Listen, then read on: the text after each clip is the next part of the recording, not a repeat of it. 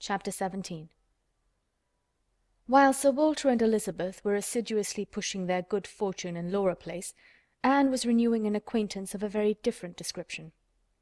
She had called on her former governess, and had heard from her of there being an old schoolfellow in Bath, who had the two strong claims on her attention of past kindness and present suffering. Miss Hamilton, now Mrs. Smith, had shown her kindness in one of those periods of her life when it had been most valuable. Anne had gone unhappy to school, grieving for the loss of a mother whom she had dearly loved, feeling her separation from home, and suffering as a girl of 14, of strong sensibility and not high spirits, must suffer at such a time. And Miss Hamilton, 3 years older than herself, but still from the want of near relations and a settled home, remaining another year at school, had been useful and good to her in a way which had considerably lessened her misery, and could never be remembered with indifference. Miss Hamilton had left school, had married not long afterwards, was said to have married a man of fortune, and this was all that Anne had known of her, till now that their governess's account brought her situation forward in a more decided but very different form. She was a widow, and poor. Her husband had been extravagant, and at his death, about 2 years before, had left his affairs dreadfully involved. She had had difficulties of every sort to contend with, and in addition to these distresses had been afflicted with a severe rheumatic fever, which, finally settling in her legs, had made her for the present a cripple. She had come to Bath on that account, and was now in lodgings near the hot baths, living in a very humble way, unable even to afford herself the comfort of a servant, and of course almost excluded from society. Their mutual friend answered for the satisfaction which a visit from Miss Elliot would give Mrs. Smith, and Anne therefore lost no time in going. She mentioned nothing of what she had heard, or what she intended at home. It would excite no proper interest there. She only consulted Lady Russell, who entered thoroughly into her sentiments, and was most happy to convey her as near to Mrs. Smith's lodgings in Westgate Buildings as Anne chose to be taken. The visit was paid, their acquaintance re-established, their interest in each other more than rekindled. The first 10 minutes had its awkwardness and its emotion. 12 years were gone since they had parted, and each presented a somewhat different person from what the other had imagined. 12 years had changed Anne from the blooming, silent, unformed girl of 15 to the elegant little woman of 27, with every beauty except bloom, and with manners as consciously right as they were invariably gentle. And 12 years had transformed the fine-looking, well-grown Miss Hamilton, in all the glow of health and confidence of superiority, into a poor, infirm, helpless widow, receiving the visit of her former protégée as a favour. But all that was uncomfortable in the meeting had soon passed away, and left only the interesting charm of remembering former partialities, and talking over old times. Anne found in Mrs. Smith the good sense and agreeable manners which she had almost ventured to depend on, and a disposition to converse and be cheerful beyond her expectation. Neither the dissipations of the past, and she had lived very much in the world, nor the restrictions of the present, neither sickness nor sorrow, seemed to have closed her heart or ruined her spirits. In the course of a second visit she talked with great openness, and Anne's astonishment increased. She could scarcely imagine a more cheerless situation in itself than Mrs. Smith's. She had been very fond of her husband. She had buried him. She had been used to affluence. It was gone. She had no child to connect her with life and happiness again, no relations to assist in the arrangement of perplexed affairs, no health to make all the rest supportable. Her accommodations were limited to a noisy parlour and a dark bedroom behind, with no possibility of moving from one to the other without assistance, which there was only one servant in the house to afford, and she never quitted the house but to be conveyed into the warm bath. Yet in spite of all this, Anne had reason to believe that she had moments only of languor and depression, to hours of occupation and enjoyment. How could it be? She watched, observed, reflected, and finally determined that this was not a case of fortitude or of resignation only.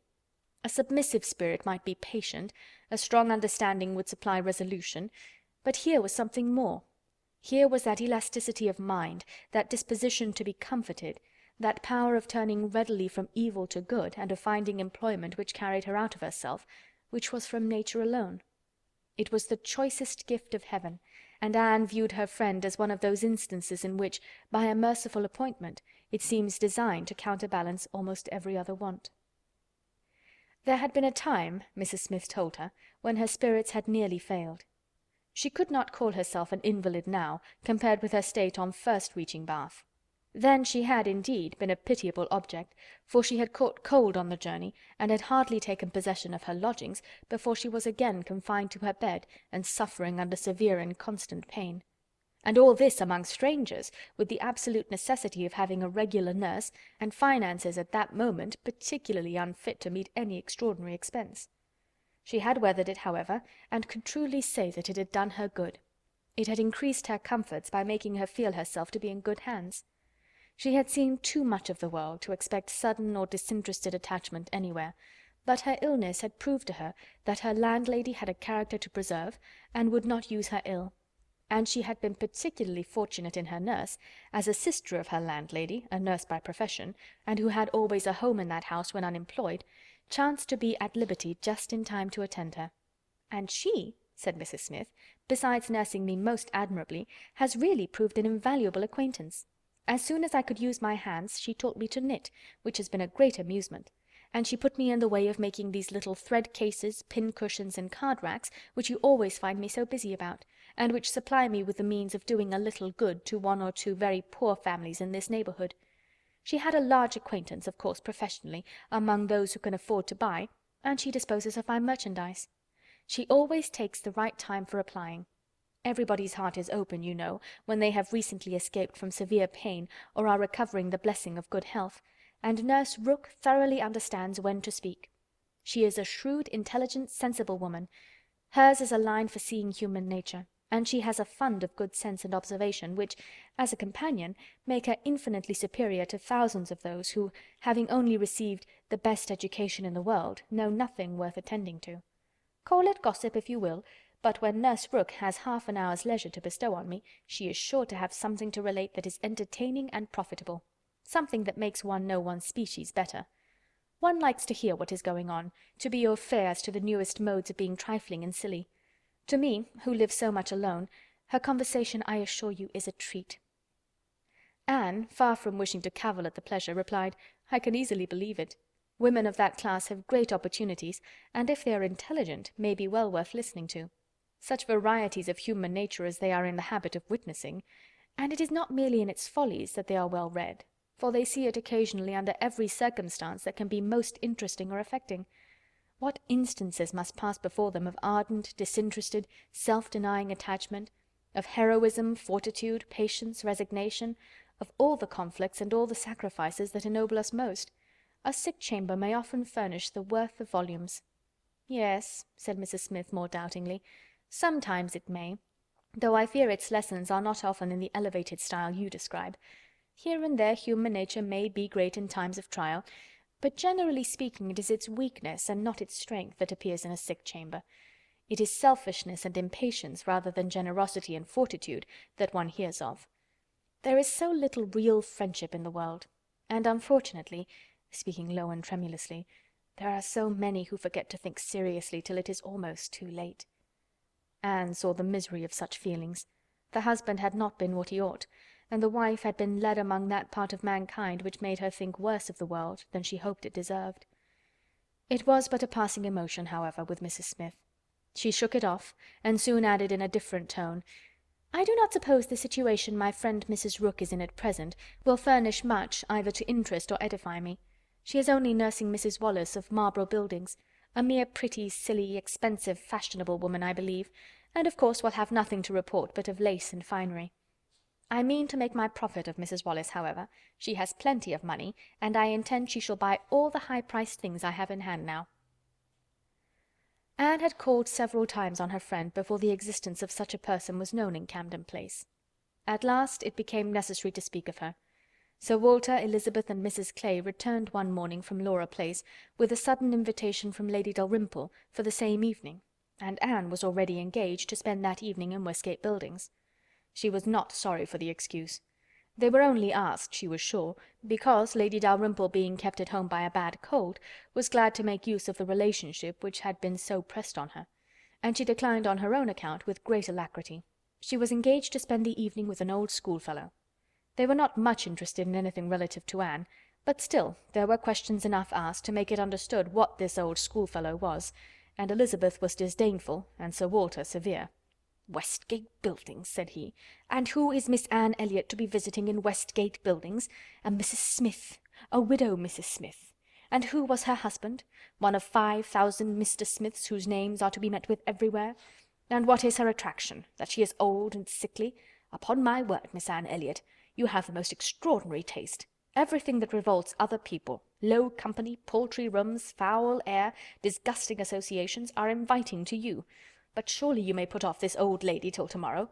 She is not so near her end, I presume, but that she may hope to see another day. What is her age? 40? No, sir, she is not 31.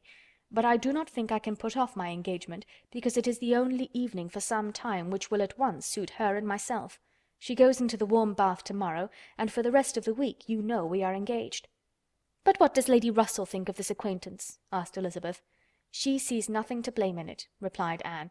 "On the contrary, she approves it, and has generally taken me when I have called on Mrs. Smith." "Westgate Buildings must have been rather surprised by the appearance of a carriage drawn up near its pavement," observed Sir Walter. "Sir Henry Russell's widow, indeed, has no honours to distinguish her arms, but still it is a handsome equipage, and no doubt is well known to convey a Miss Elliot. A widow Mrs. Smith lodging in Westgate Buildings, a poor widow barely able to live between 30 and 40, a mere Mrs. Smith, an everyday Mrs. Smith, of all people and all names in the world, to be the chosen friend of Miss Anne Elliot, and to be preferred by her to her own family connections among the nobility of England and Ireland. Mrs. Smith! Such a name!"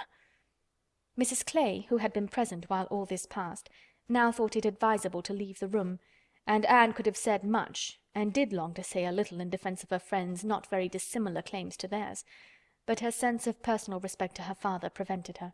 She made no reply. She left it to himself to recollect that Mrs. Smith was not the only widow in Bath between 30 and 40, with little to live on, and no surname of dignity.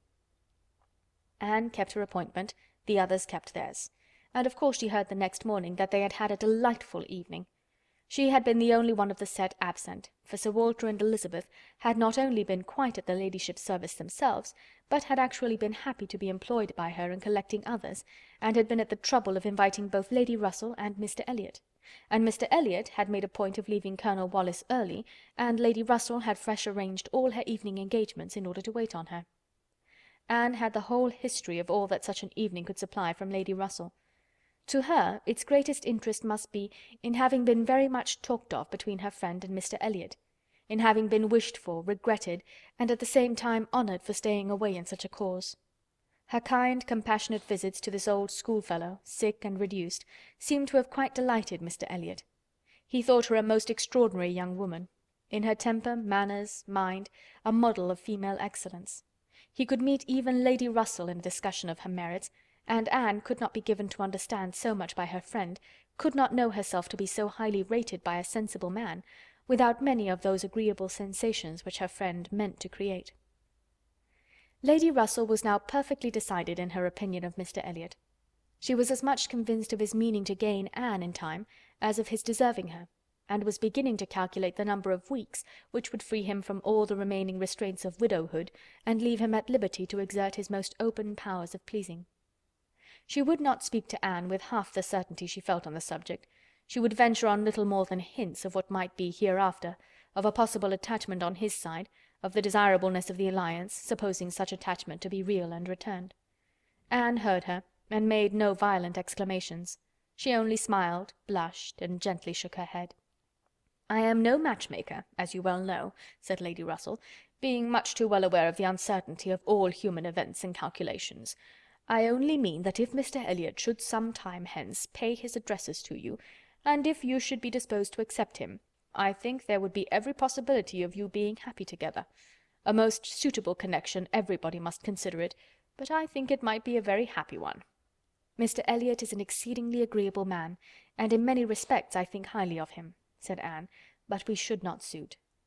Lady Russell let this pass, and only said in rejoinder, "I own that to be able to regard you as the future mistress of Kellynch, the future Lady Elliot, to look forward and see you occupying your dear mother's place, succeeding to all her rights and all her popularity, as well as to all her virtues, would be the highest possible gratification to me.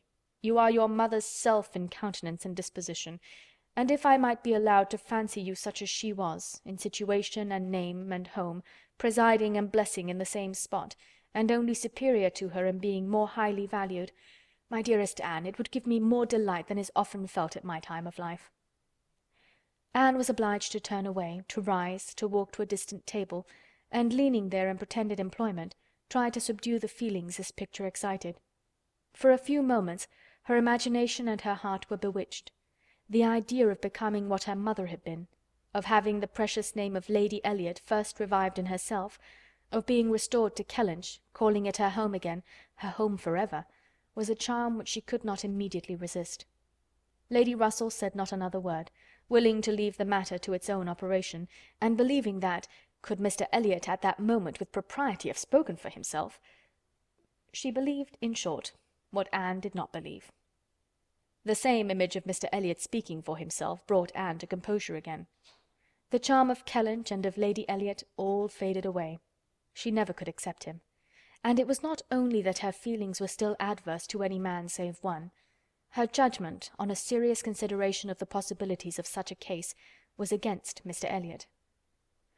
Though they had now been acquainted a month, she could not be satisfied that she really knew his character. That he was a sensible man, an agreeable man, that he talked well, professed good opinions, seemed to judge properly, and as a man of principle, this was all clear enough. He certainly knew what was right, nor could she fix on any one article of moral duty evidently transgressed, but yet she would have been afraid to answer for his conduct. She distrusted the past, if not the present. The names which occasionally dropped of former associates, the allusions to former practices and pursuits, suggested suspicions not favourable of what he had been. She saw that there had been bad habits, that Sunday travelling had been a common thing, that there had been a period of his life, and probably not a short one, when he had been, at least, careless in all serious matters. And though he might now think very differently, who could answer for the true sentiments of a clever, cautious man, grown old enough to appreciate a fair character? How could it ever be ascertained that his mind was truly cleansed? Mr. Elliot was rational, discreet, polished, but he was not open. There was never any burst of feeling, any warmth of indignation or delight at the evil or good of others. This, to Anne, was a decided imperfection. Her early impressions were incurable. She prized the frank, the open-hearted, the eager character beyond all others. Warmth and enthusiasm did captivate her still. She felt that she could so much more depend upon the sincerity of those who sometimes looked or said a careless or hasty thing, than of those whose presence of mind never varied, whose tongue never slipped. Mr. Elliot was too generally agreeable. Various as were the tempers in her father's house, he pleased them all. He endured too well, stood too well with everybody. He had spoken to her with some degree of openness of Mrs. Clay, had appeared completely to see what Mrs. Clay was about, and to hold her in contempt, and yet Mrs. Clay found him as agreeable as anybody. Lady Russell saw either less or more than her young friend, for she saw nothing to excite distrust. She could not imagine a man more exactly what he ought to be than Mr. Elliot, nor did she ever enjoy a sweeter feeling than the hope of seeing him receive the hand of her beloved Anne in Kellynch Church in the course of the following autumn. Chapter 17